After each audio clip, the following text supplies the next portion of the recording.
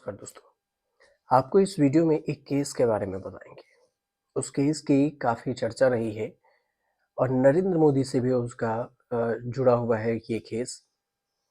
IPS अफसर का case है। ये केस है गुजरात के पोरबंदर की। 27 साल पुराना ये केस है और इसमें एक अदालत ने 1997 के हिरासत में यातना मामले में पूर्व आईपीएस अधिकारी संजीव भट्ट को बरी कर दिया है। संजीव भट्ट 27 साल से इस केस के आरोपी थे। अदालत ने कहा कि अभियोजन पक्ष ने संदेह से पड़े मामले को साबित नहीं कर सका। अतिरिक्त मुख्य न्यायिक मजिस्ट्रेट मुकेश पंड्या ने पोरबंदर के तत्कालीन पुलिस अधीक्षक एसपी भट्ट को उनके खिलाफ आईपीसी के धाराओं के तहत जो मामले दर्ज थे उसमें संदेह का लाभ देते हुए बरी किया है। अदालत का मानना है कि अभियोजन पक्ष उचित संदेह से परे मामले को साबित नहीं कर सका और शिकायतकर्ता को अपराध कबूल करने के लिए मजबूर किया गया था। साथ ही खतरनाक हथियारों और धमकियों का उपयोग भी करके आत्मसमर्पण करने के लिए मजबूर किया गया था। ये बात अदालत ने कही है। अदालत ने माना है कि आरोपी पर मुकदमा चलाने के लिए आवश्यक नियमों का पालन नहीं किया गया। संजीव भट्ट और कांस्टेबल वजूभाई चौ, जिसके खिलाफ उनकी मृत्यु के बाद मामला समाप्त कर दिया गया था। कांस्टेबल वजूभाई और भट्ट पर आईपीसी की धारा 330 जो जबरन स्वीकृति करवाने के लिए चोट पहुंचाना और 324 खतरनाक हथियारों की चोट पहुंचाने के तहत आरोप लगाए गए थे। अदालत ने कहा कि अभियोजन पक्ष इस मामले को साबित नहीं कर सका है। मामला दर्ज हुआ था कि संजीव भट्ट ने नारन यादव नाम के व्यक्ति को अपराध कबूल करने के लिए मजबूर किया और खतरनाक हथियार भी दिए। ये भी इस केस में कहा गया था कि आत्मसमर्पण करने की भी बात कही गई। कोर्ट को इस मामले को लेकर पर्याप्त सबूत नहीं मिल सके, इसलिए संजीव भट्ट को रिहा किया जाता है। अदालत ने ये बात कही थी। नारन यादव 1994 के हथियार बरामदगी मामले में 22 आरोपियों में से एक थे। शिकायत के मुताबिक पोरबंदर पुलिस की एक टीम ने 5 जुलाई 1997 को अहमदाबाद के साबरमती सेंट्रल जेल से ट्रांसफर वारंट पर यादव को पोरबंदर में संजीव भट्ट के घर ले गई थी, जहां कथित तौर पर नारन यादव को टॉर्चर किया गया।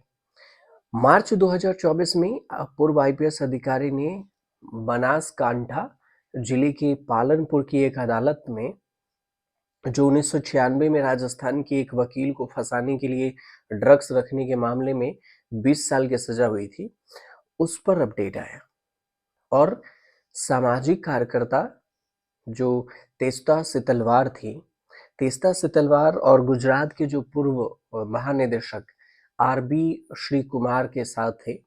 2002 के गुजरात दंगों के मामलों में संबंध में कथित तौर पर सबूत गढ़ने का एक मामला भी आरोपी है इन पर।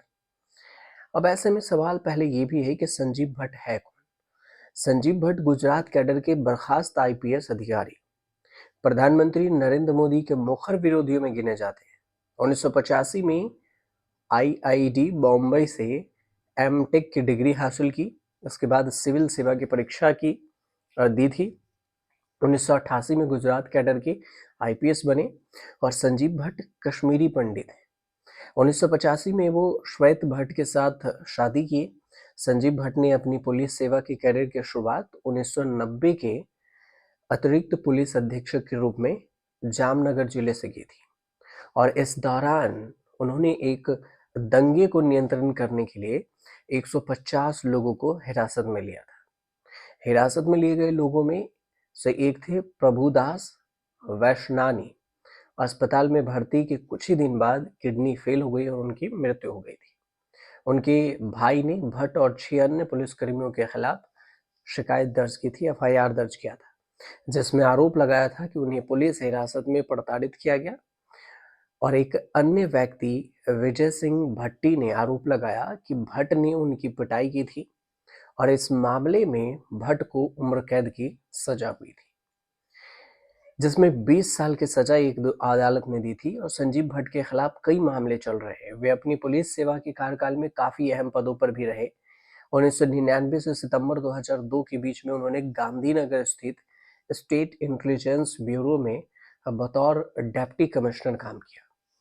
और कुछ समय तक भट्ट से जो तत्कालीन मुख्यमंत्री तब के थे नरेंद्र मोदी की सुरक्षा भी संभाली थी। और जब भट्ट नरेंद्र मोदी की सुरक्षा संभाल रहे थे, उसी समय गोधरा में ट्रेन जलने की घटना हुई थी और राज्य में दंगे हुए थे। सितंबर 2022 की घटना है, सितंबर 2002 की घटना है और ये तब की बात कर रहे थे। उनका तबादला हो गया था 2 में। उस समय यह बात सामने आई थी कि उनका तत्कालीन सीएम के एक भाषण की रिकॉर्डिंग राष्ट्रीय अल्पसंख्यक आयोग को दी गई थी। इसके बाद उन्हें state reserve police training college का प्रिंसिपल बनाया गया। बाद में संजीव भट्ट साबरमती जेल के एसपी भी बने, सुप्रिंटेंडेंट। और अपने कार्यकाल में भट्ट ने कैदियों के लिए गाजर का हलवा भी शामिल करवाया था। कैदियों से नजदीकी बढ़ाने के आरोप में उनका ट्रांसफर भी हो गया। और संजीव भट्ट को जेल पहुंचाने वाला अगर केस के जिक्र करें तो ये मामला था 1990 का। सरकारी वकील तुषार गोकानी इस मामले में कहते हैं कि चार्जशीट फाइल करने की सहमति 1995 में मिली थी, जिसे अभियुक्त ने अदालत में चुनौती दी। हाईकोर्ट की आलोचना के बाद 2012 में चार्जशीट दायर हुई और जबकि पूरी तरह से सुनवाई 2015 में हुई। मतलब कई सालों तक ये केस बंद रहा।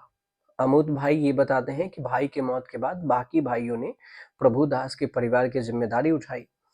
लेकिन ये मामला 6 जुलाई 1997 को मजिस्ट्रेट अदालत के सामने जब पेश किया गया तो फिर अदालत ने 15 अप्रैल 2013 को पोरबंदर शहर की बी डिवीजन पुलिस स्टेशन में भट्ट और चौ के खिलाफ एफआईआर दर्ज की। कई साल पुराने मामले फिर से खुले, फिर बंद हुए।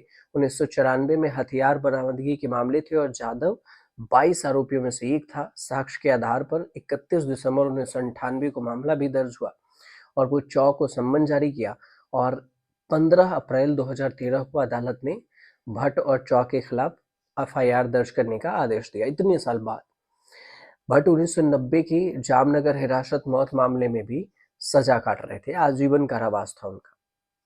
इसी पर मार्च 2024 में संजीव भट्ट को राजस्थान के एक वकील को फंसाने के लिए ड्रग रखने से संबंधित जो मामला था 1996 का, उसमें भी बनासकांठा जिले में पालनपुर की एक अदालत ने 20 साल की सजा सुनाई थी। तो भट्ट पर कई सारे केस दर्ज थे। भट्ट सबसे ज्यादा सुर्खियों में थे 2002 के गुजरात दंगों के समय, जब मुख्यमंत्री नरेंद्र मोदी थे और उनकी भूमिका का आरोप लगाते हुए सुप्रीम कोर्ट में हल्फनामा दायर किया गया था। हालांकि एक विशेष जांच के दौरान ये पता चला कि ये आरोप खारिज कर दिए गए। 2011 में सेवा से इन्हें सस्पेंड कर दिया गया और अगस्त 2015 में गृह मंत्रालय ने अनधिकृत अनुपस्थिति के लिए उन्हें सस्पेंड कर दिया और फिर से मामला शुरू हुआ। मतलब कुल मिलाकर 3-4 मामलों को लेकर था, लेकिन अब उन्हें जो हिरासत वाला मामला था उसमें उन्हें बरी किया गया है और इस वजह से संजीव भट्ट चर्चा में बने हुए। आपको अगर जानकारी समझ में आ रही हो तो आप चैनल को सब्सक्राइब कीजिएगा, शेयर कीजिएगा, कमेंट कीजिएगा।